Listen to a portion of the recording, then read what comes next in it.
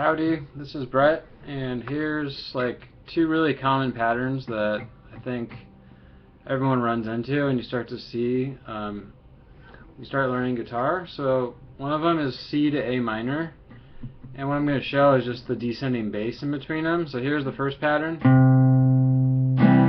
So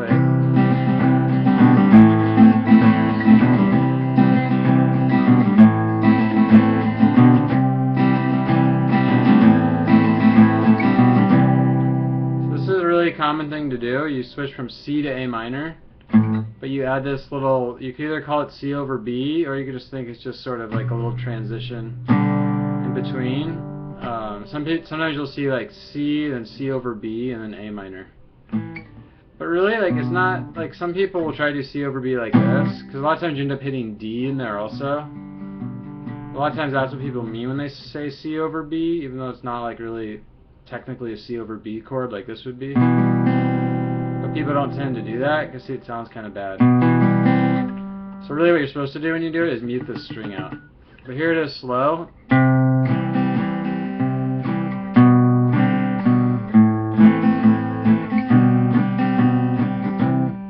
I don't know why I was picking like that. I would just start out strumming. So you do a C major chord, 3, 2, 0, 1, 0.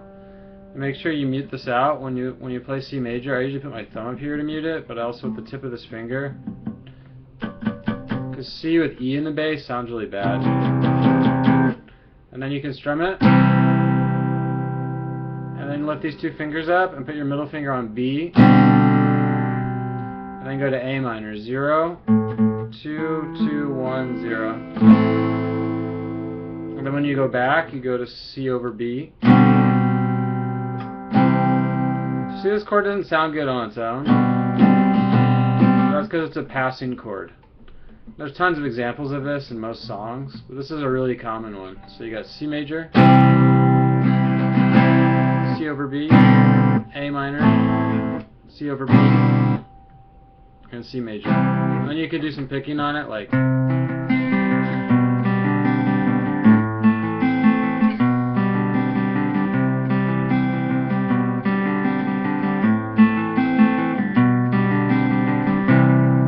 That's a really, really common thing to do. And people like to mix these kind of descending little things and ascending things in between their chords. I think this is one of the first ones I saw when I started learning guitar. The other one I saw the most was, it kind of became a joke. I started to notice it so much because I went to a lot of like open mic nights to watch people play guitar. Because back when I learned guitar, like, it wasn't even that long ago, but there wasn't YouTube. So like if you wanted to see other people who were kind of like learning and putting some of their music out there, you had to go to open mic nights. Whereas now, I mean, you could just type in any song and see someone playing it. But I remember going to a lot of open mic nights and seeing people play. It's going to be the exact same thing. This was in the key of C major or A minor, depending on which chord you were emphasizing. This would be in the key of G major or E minor, and people were doing this like half the songs at the open mic nights would be these chords.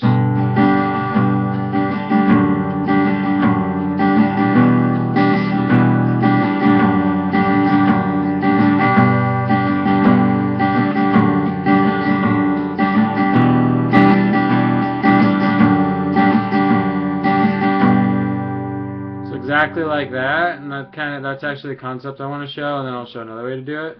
This is a G major with D in it. It's still just plain G major because the G major chord has G, B, D. Those are the three notes in a G major chord. So you could play G like this with B here, or like this. I think of this as the more kind of like less subtle type of G, because it sounds bolder when you have this D in there, and it sounds a little more like ballady. This sort of sounds sadder, like, cause it has what's called the third in it. This has the fifth, so it's like, actually if you mute this out, this is a huge power chord. So you take this type of G with the D in it, and you strum it, then you go to G over F sharp, and then you go to E minor. This is actually E minor 7, but it's still basically an E minor chord. So keeping these fingers down. You go back to E minor over F sharp.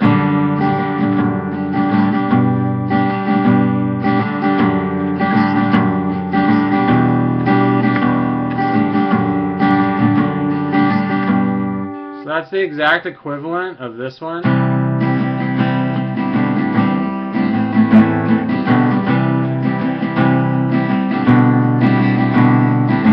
So this is in the key of C or A minor, and this one's in the key of G or E minor. So like this is the 1 chord, and this is the 6 chord in the key of G major. This is the 1 chord, this is the 6 chord in the key of C major. And for me, I actually, when I play in minor keys, I'd still pretend I'm in the major key. I could do a video on that at some point, because I found it's much more practical. And then trying to imagine that the 1 chord, like to try to reorganize the chords in terms of the minor chords, just takes a lot more like mental energy, and usually it's not worth it. So I don't know, that's kind of a more advanced concept probably for some people, but if you've been playing music for a while, maybe you do the same thing. So try these patterns out, C to A minor, adding C over B in between, and then G like that, and I would also learn it like this. Because this type of G I only use if I'm trying to kind of get like that more, less sad sound. This sounds less sad than this, and this is a little more subtle sounding. Sounds just kind of bolder. So try it that way, but also try it like this with this type of G. So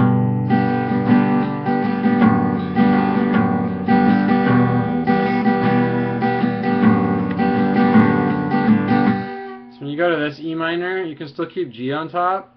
Now it's a plain E minor, because it doesn't have D in it, or you could go to just straight E minor, which is 0, 2, 2, 0, 0, 0.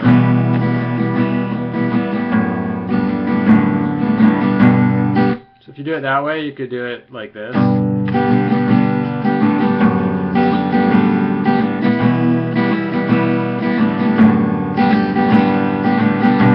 Or you can get rid of this note right away, like.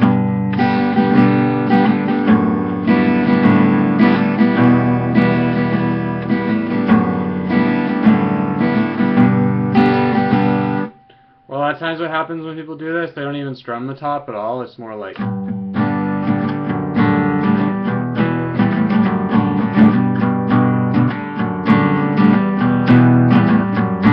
Strumming up to about the G string, sometimes the B string. A lot of times when I do that, I only use like this finger, only one finger, and I mute this out. And just like.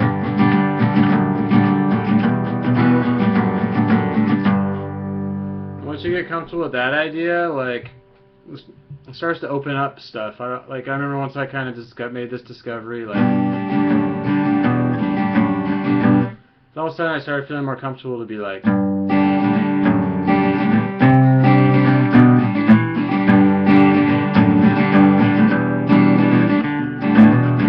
Start kind of adding notes, keeping stuff constant, or like when you know you're going to change chords, you can try to think like, how can I get from one chord to the next? So let's say you had C to A minor, and then you wanted to get to, let's say to F major. You could do it maybe like.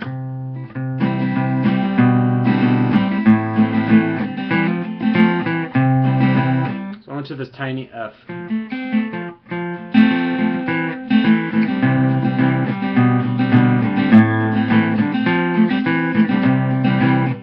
So I went F, F over E, or you could think of it as A minor again, but to my ear it sounds like an F chord still with a descending bass. You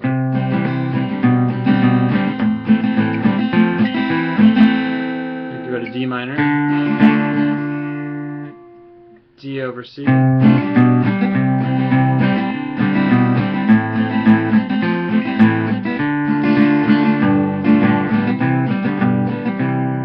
Guitar becomes real fun when you kind of make like games, like how are you going to get from one chord to the next, or like riffs in between them. A lot of times that's kind of like the game I like to play. Like when I pick up the guitar and just want to relax, or like I want to come up with an idea, I just maybe have like two chords that I want to use, like this C to this E minor.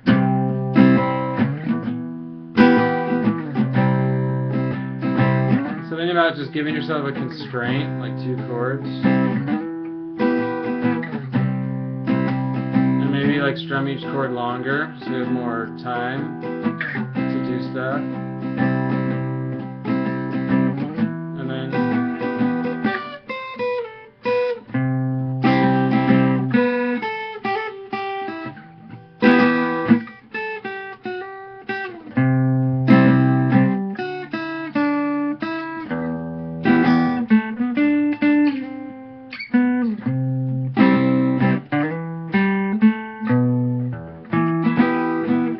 of start doing it like on the top strings and the bottom, just coming up with little things in between. And then later you can like use all those ideas to start making riffs. And then once you get bored with 2 chords, you can maybe do 2 new chords. Like maybe you're doing...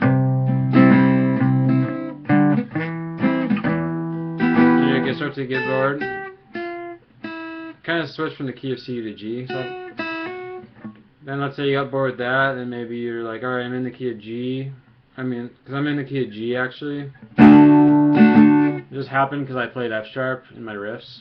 Maybe I'll go to D major and B minor. So I gotta do the same thing.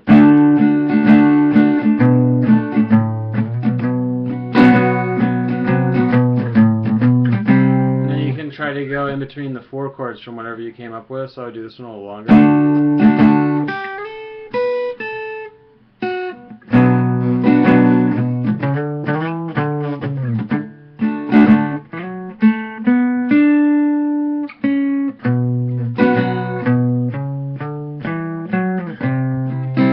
I started getting a different key there. I started getting the key of D major there.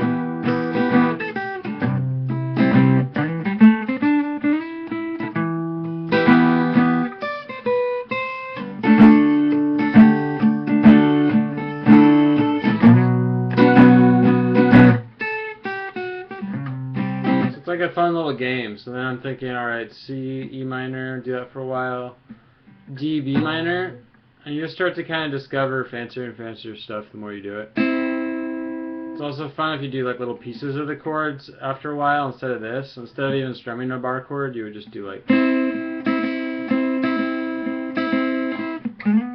maybe to get to the next chord was E minor, so you could do...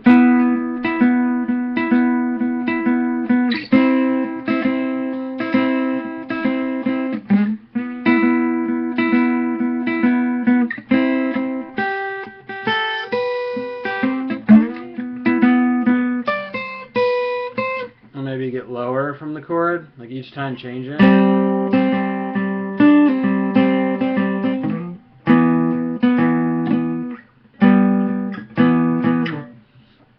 So I know it's a fun game to kind of force yourself to always be changing stuff and get into that kind of ability where you can do that and just have fun doing it. Like for me, like kind of started to unlock it was this simple idea.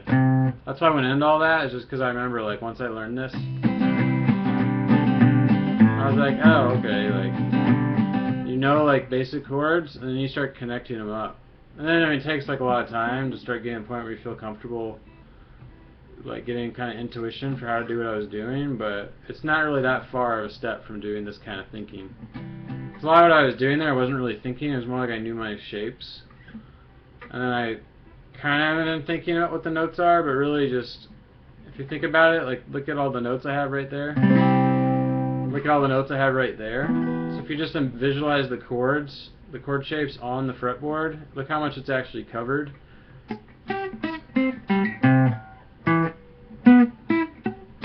It's really like tons of your riffs can come straight from these shapes. So if like you gotta connect like that would be a note I just added in, but like these notes are straight from that shape. To go from here down to that note, you know there's gotta be something in between. Same thing from here to this note.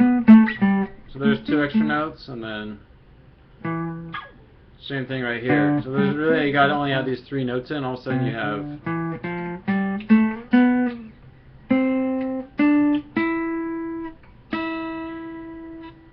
here. I'm not sure if that makes sense, but it's kind of like you think about just basic shapes and then you just fill in like the tiny few notes you need. And a lot of learning to do that is just sort of hacking away. Because when I first started learning guitar, I remember thinking like you need to memorize, like, oh, we're in the key of G right now, so I need to think of a G major scale. Like I know that, but like that's very far from what I was just thinking when I was doing this. All I was thinking was C, E minor. And then you just kind of start to get an intuition for where some of these notes are.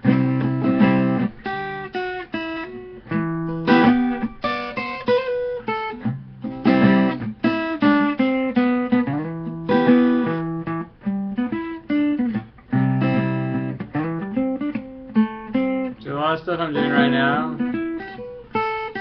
is just straight from the chords.